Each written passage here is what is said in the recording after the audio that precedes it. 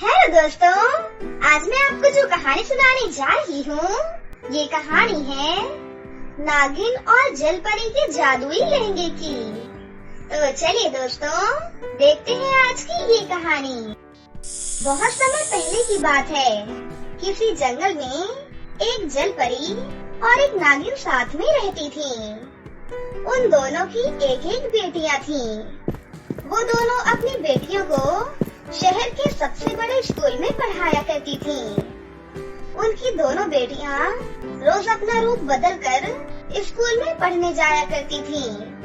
फिर एक दिन जब वो दोनों स्कूल से घर लौट रही थीं, कि तभी रास्ते में एक काजल नाम की लड़की उन्हें पेड़ के ऊपर रस्सी बांधते हुए दिखाई देती है।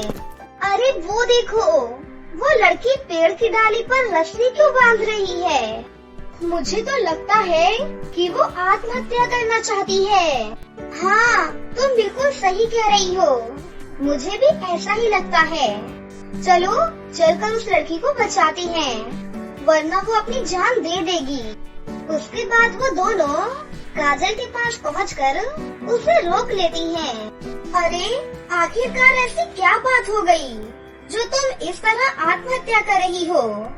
देखो, आत्महत्या करना बहुत बुरी बात है। हमारे जीवन में चाहे कितनी भी परेशानी क्यों ना आ जाए, हमें कभी भी आत्महत्या नहीं करनी चाहिए। बताओ हमें, आखिर तुम किस परेशानी की वजह से आत्महत्या कर रही हो? मेरे जीवन में सिर्फ परेशानियों के अलावा और कुछ भी नहीं है। अभी कुछ ही दिनों पहले मेरे माता पिता की मौत हो गई। उनकी मौत के बाद किसी भी रिश्तेदार ने मेरा साथ नहीं दिया। यहाँ तक कि मेरे मकान मालिक ने भी मुझे घर से बाहर निकाल दिया। मैं लोगों के यहाँ काम मांगने के लिए दर दर भटकती रही, लेकिन मुझे किसी ने भी काम तक नहीं दिया।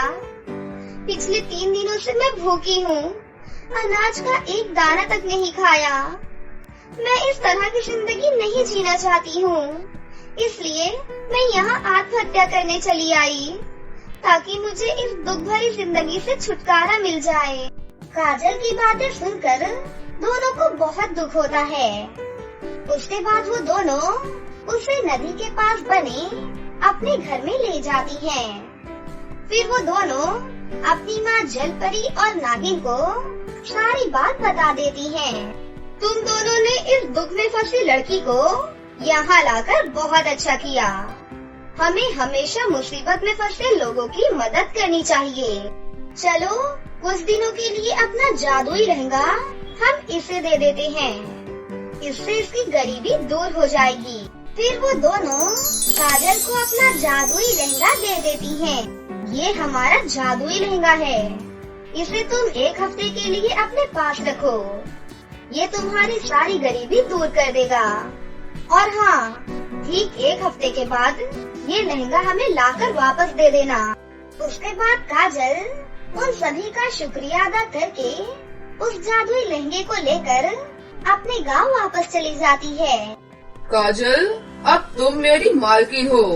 कहो, तुम्हें क्या चाहिए? मैं अपने लिए एक घर बनाना चाहती हूँ, जिसके लिए मुझे ढेर सारे पैसे चाहिए। ठीक है, मैं अभी पैसों का इंतजाम करता हूँ। उसके बाद जादुई लहंगा हवा में उड़ता हुआ एक पेड़ के ऊपर पहुँच जाता है और उस पेड़ पर लगे ढेर सारे फलों को तोड़कर काजल के सामने रख देता है। और फिर जादुई लहंगा अपनी जादुई शक्ति से उन सारे फलों को सोने के रूप में बदल देता है। ये देखकर काजल बहुत खुश होती है। उसके बाद काजल वो सारे फल बेचकर ढेर सारे पैसे इकट्ठे कर लेती है। फिर काजल एक बहुत ही सुंदर सा मकान खरीद लेती है। दूसरी तरफ वो जादुई लहंगा काजल को ढेर सारे सुंदर सुंदर कपड़े भी देता था। साथ ही वो काजल को उसके मनपसंद का खाना भी देना शुरू कर देता है। इस तरह काजल की जिंदगी पूरी तरह बदल जाती है। दूसरी तरफ काजल को ठाट बाट से रहते हुए देख गांव के लोगों को बड़ा आश्चर्य होता है। लेकिन काजल के पास सारी सुख सुविधा आने के साथ साथ उसके अंदर घमंड भी आ जाता है और वो लोगों से बदतमीजी से पेश आने लगती है। दूसरी तरफ एक हफ्ता पूरा हो जाता है, लेकिन काजल नागिन और जलपरी का जादुई लहंगा उन्हें वापस नहीं करती। अब ये जादुई लहंगा मैं हमेशा के लिए अपने पास ही रखूंगी। फिर एक दिन काजल के घर कुछ गरीब लड़कियां खाना मांगने के लिए आती हैं। दीदी, हमने कई दिनों से कुछ नहीं खाया है। हमारे माता पिता नहीं हैं। हम सभी अनाथ हैं। दया करके हमें कुछ खाने को दे दो। अरे ये क्या, सुबह सुबह इन भिखारियों का मुंह देखकर मेरा तो सारा मूड ही खराब हो गया। तुम सब भागो यहाँ से और दोबारा मेरे घर पर कभी भी मत आना। ऐसा मत करो दीदी, गांव में हमें किसी ने भी खाना नहीं दिया। आप तो बहुत अमीर लग रही हो। अगर आपके घर में कल रात ही कुछ बासी रोटियां भी होंगी तो वो हमें दे दो। हम उन्हें ही खाकर अपना पेट भर लेंगे। मैं बासी खाना अपने घर में नहीं रखती। जो खाना बचता है मैं उसे कचरे के ढेर में फेंक देती हूँ। जाओ, सामने पड़े कचरे के ढेर से खाना निकाल कर खा लो। काजल का ये बर्ताव देख उन सभी लड़कियों को बहुत बुरा लगता है, लेकिन वो सभी लड़कियाँ बहुत ही भूखी थीं, इसलिए वो कचरे के ढेर से खाना निकालकर खाने लगती हैं। हाँ, तुम सब इसी लायक हो। मैं रोज यहाँ कचरे में ढेर सारा खाना फेंक दिया करूँगी। तुम सब यहाँ आकर खाना खा लिया करो। लेकिन तभी वहाँ पर जलपरी और नागिन आ जाती हैं। काजल के इस दुष्ट बर्ताव को देख उन दोनों को बहुत गुस्सा आता है। क्यों रे घमंडी लड़की, बुरे वक्त में हमने तेरी मदद की और तू अमीर बनने के बाद इन गरीब लड़कियों के साथ ऐसा बर्ताव कर रही है। सच में तू किसी दया के भी काबिल नहीं है। हाँ, एक हफ्ता पूरा होने के बाद भी इसने हमारा जादुई लहंगा वापस नहीं किया। इसे तो अच्छी तरह सबक सिखाना चाहिए। उसके बाद वो दोनों मिलकर चुटकी बजाने लगती हैं और घर के अंदर मौजूद जादुई लहंगा हवा में उड़ता हुआ उनके पास आ जाता है। फिर जलपरी के कहने पर जादुई लहंगा काजल के ऊपर ढेर सारे सड़े हुए फल बरसाने लगता है। उन फलों में लगे हुए कीड़े काजल के शरीर से चिपक जाते हैं और उसके शरीर को नोच नोच कर खाने लगते हैं। अरे मर गई रे, मुझे बहुत दर्द हो रहा है। अरे कोई बचाओ मुझे, मैं तुम दोनों के आगे हाथ जोड़ती हूँ। मुझे इन कीड़ों से बचा लो, वरना ये मुझे मार कर खा जाएंगे। देखते ही देखते वो कीड़े काजल के शरीर को नोच नोच कर उसे पूरी तरह बदसूरत बना देती हैं। दूसरी तरफ जादुई लहंगा अपनी शक्ति से काजल का सुंदर घर भी गायब कर देता है। इस तरह काजल पूरी तरह कंगाल और बदसूरत हो जाती है। उसके बाद नागिन और जलपरी दोनों अपना जादुई लहंगा वहाँ मौजूद गरीब लड़कियों को दे देती हैं। फिर एक हफ्ता पूरा होने के बाद वो सभी लड़कियाँ बहुत ही अमीर बन जाती हैं और ईमानदारी के साथ वो जादुई लहंगा नागिन और जलपरी को जाकर वापस कर देती हैं। दूसरी तरफ गरीब बनने के बाद काजल की अकल ठिकाने आ जाती है, लेकिन उसके पास दर दर की ठोकरें खाने के अलावा और कोई भी रास्ता नहीं बचा था। फिर एक दिन अपनी जिंदगी से तंग आकर काजल आत्महत्या कर लेती है और इस दुनिया को छोड़कर हमेशा हमेशा के लिए चली जाती है।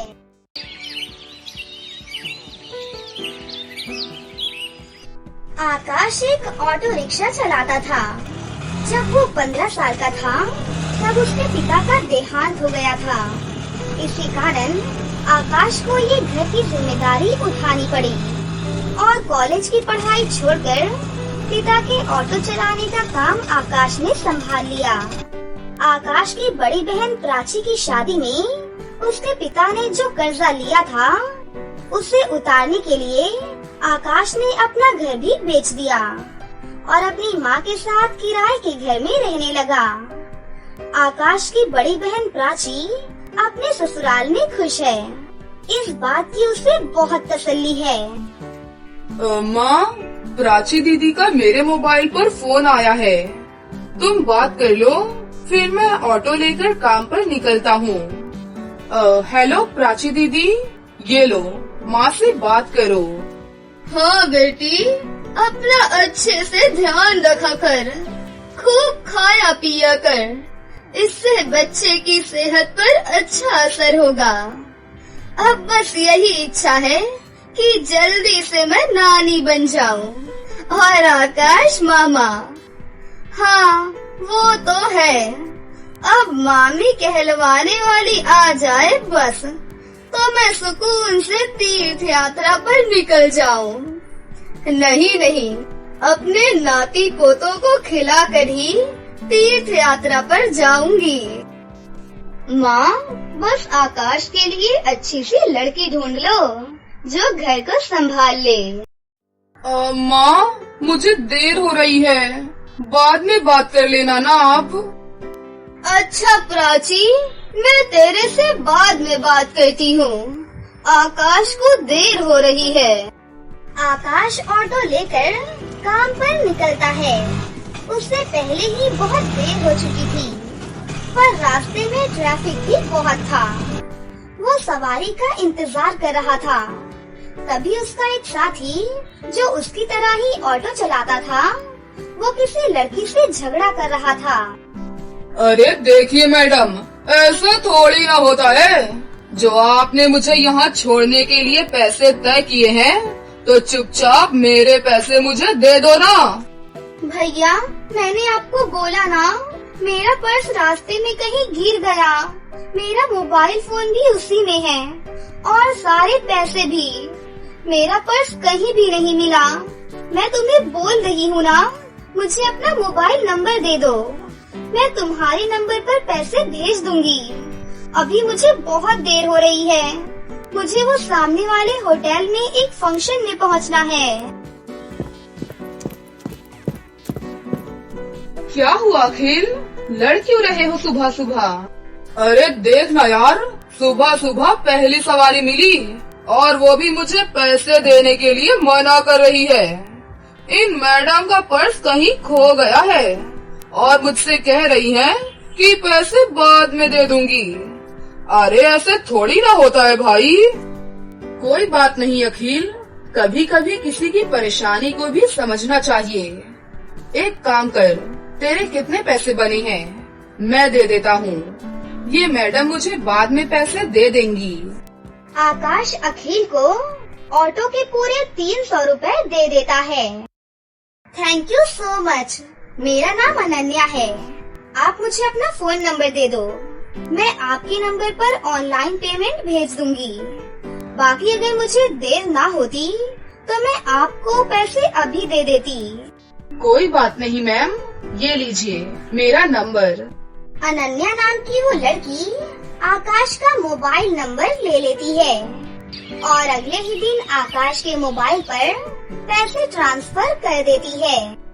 हेलो, आपके पैसे मैंने अकाउंट में भेज दिए हैं।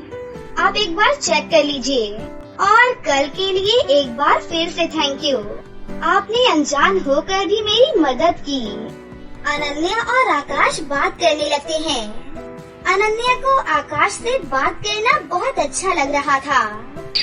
उसके बाद एक दो बार अनन्या की मुलाकात मार्केट में आकाश से हो ही जाती है। फिर वो दोनों धीरे धीरे दोस्त बन जाते हैं। लेकिन आकाश को पता चलता है कि अनन्या एक बहुत ही अमीर खानदान की लड़की है, तो वो उसे समझाते हुए कहता है, अनन्या, तुम बहुत ही अमीर खानदान की लड़की हो। तुम में और मुझ में जमीन आसमान का फर्क है। मैं एक मामूली ऑटो रिक्शा चलाने वाला गरीब लड़का हूँ। तुम्हारा और मेरा यूँ दोस्ती रखना ठीक नहीं है। प्लीज तुम मुझसे मत मिला करो।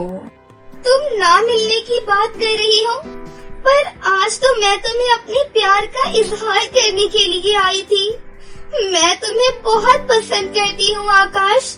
मैं अपनी आगे आने वाली पूरी लाइफ तुम्हारे साथ खुलकर जीना चाहती हूँ। अनन्या ये कहते कहते फूट फूट कर रोने लगती है और आकाश उसे गले लगा लेता है।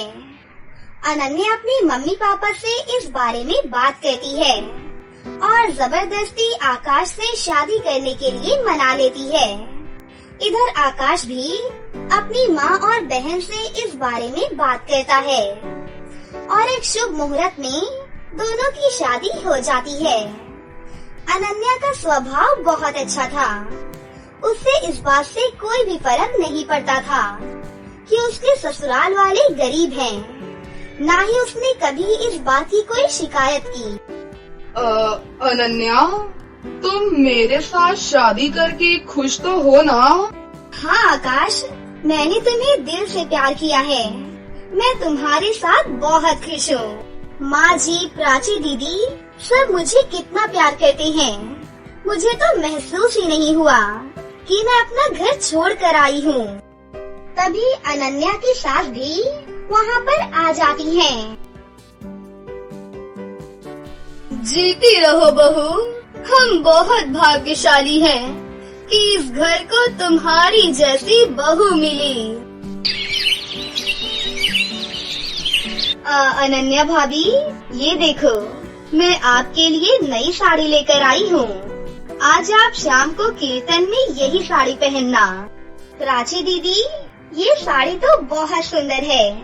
ठीक है, पर एक शर्त पर। आज आप मुझे खुद ही तैयार करोगी, प्रॉमिस? अनन्या की बातें सुनकर प्राची की आंखों में आंसू आ जाते हैं। उसने कभी सोचा ही नहीं था कि उसे इतनी प्यारी सी भाभी से इतना प्यार और सम्मान मिलेगा। कुछ ही दिनों में अनन्या ने सबके दिल में एक अलग ही जगह बना ली थी। अब तो अनन्या के बिना कोई भी नहीं रह पाता था। प्राची को एक प्यारी सी बेटी पैदा होती है और इधर अनन्या भी गर्भवती हो जाती है। अनन्या के माँ बनने के बारे में जब उसके मम्मी पापा को पता चलता है तो वो उससे मिलने के लिए उसके ससुराल आते हैं। पर अनन्या का घर देखकर दोनों ही मुंह बनाने लगते हैं। अनन्या बेटी, तुम अपने मम्मी पापा के पास बैठो। रसोई से चाय और नाश्ता मैं ले आती हूँ। क्या बात है अनन्या, तुम इस हालात में भी घर के काम खुद ही करती हो क्या? तुम्हारे घर में कोई नौकर चाकर नहीं है क्या? कैसी बातें करती हो मालिनी? तुम जानती भी हो तुम्हारी बेटी किस घर में भी आई है। यहाँ 2 वक्त की रोटी खाने के लिए भी सोचना पड़ता है। एक टाइम की सब्जी दूसरे टाइम खाते होंगे ये भला क्या नौकर चाकर रखेंगे? नहीं पापा, ऐसी कोई भी बात नहीं है। माँ जी और आकाश ने कई बार मुझसे कहा है कि मैं घर में कोई काम वाली रख लूं, पर पूरा दिन मैं घर पर ही होती हूँ। मेरा भी मन नहीं लगता और फिर मैं तो कुछ भी नहीं करती। सारा काम तो माँ जी खुद ही करती हैं। ये लीजिए चाय। अनन्या बेटी, तुम्हें ये समोसे बहुत पसंद है ना? मैं हलवाई से खरीद कर लाई हूँ। अपने मम्मी पापा को भी दो बेटा। Oh no no no no, मैं ऑयली फूड बहुत कम खाती हूँ। और अनन्या, तुम भी ये सब मत खाया करो। तुम्हें इस टाइम में जूस, फ्रूट ये सब लेना चाहिए। बहन जी, आप तो समझदार हैं। ये समोसे वगैरह ये सब बहुत नुकसानदायक हैं। मम्मी, आप मेरी टेंशन मत लो। माँ जी मेरा पूरा ख्याल रखती हैं। वो मुझे समय पर जूस, फ्रूट, दूध, दही, सब्जियाँ और सब कुछ खाने के लिए दे देती हैं। तभी अनन्या की नंद प्राची भी वहाँ पर आ जाती है। अनन्या भाभी, मैंने डॉक्टर से अपॉइंटमेंट ले ली है। कल सुबह 11 बजे आपको मेरे साथ चलना है, तो आपका पूरा चेकअप हो जाएगा और बाकी जो इंजेक्शन वगैरह। अरे प्राची, तुम्हारा कौन से हॉस्पिटल में बच्चा हुआ था जिस डॉक्टर के बारे में तुम बात कर रही हो? जी वो बड़े बाजार में जो हॉस्पिटल है जहाँ डॉक्टर काजल बैठती हैं। अरे वो सस्ता बेकार सा हॉस्पिटल। अनन्या, तुम उस हॉस्पिटल में चेकअप के लिए जाओगी? तुम्हारा दिमाग तो ठीक है ना? कितना चीप है वो हॉस्पिटल। अनन्या, तुम एक मामूली से हॉस्पिटल में चेकअप के लिए जाओगी? तुम चिंता मत करो। इन लोगों के पास अगर तुम्हारे इलाज के लिए पैसे नहीं हैं, तो क्या हुआ? मैं तुम्हारे लिए इस शहर के सबसे बड़े नामी हॉस्पिटल में आज ही बात कर लेता हूँ। और तुम अभी के अभी अपना सामान पैक करो और हमारे साथ वापस घर चलो। किसके घर? आपके घर पापा? मैं अभी अपना ये घर छोड़कर कहीं भी नहीं जा सकती। मुझे डॉक्टर काजल, जो कि बहुत बड़ी और एक समझदार डॉक्टर हैं, उन्होंने प्राची दीदी की नॉर्मल डिलीवरी की है। उन्होंने मुझे पूरा रेस्ट करने के लिए बोला है। और शायद आपने ठीक से सुना नहीं, मुझे कल प्राची दीदी के साथ डॉक्टर के पास जाना है। आप थोड़ी देर और बैठेंगे या फिर जा रही हैं? क्योंकि अभी आकाश आने वाली है। वो शहर में एक नया रेस्टोरेंट खुला है, वहाँ पर मेरी फेवरेट आइसक्रीम मिलती है। तो आज मेरा वो खाने का प्लान है, तो हम सब डिनर के लिए वहीं पर जाने वाले हैं। अनन्या का ऐसा कोई भी प्लान नहीं था, ये उसकी सास और प्राची जानती थी। पर अनन्या अपने मम्मी पापा को एहसास दिलाना चाहती थी कि उसके ससुराल वालों का और अपमान ना ही करे तो उनके लिए बेहतर है। अनन्या के मम्मी पापा लज्जित हो जाते हैं और कुछ ही देर बाद वहाँ से वापस चले जाते हैं। अनन्या की सास और नंद दोनों की आंखों में खुशी के आंसू थे। फिर अनन्या अपनी सास और नंद के गले से लग जाती है। तो दोस्तों, कैसी लगी आपको हमारी ये कहानी? अगर आपको हमारी कहानी अच्छी लगी हो तो इसे जरूर लाइक करें, साथ ही हमारे चैनल को सब्सक्राइब भी कर लें और बेल आइकन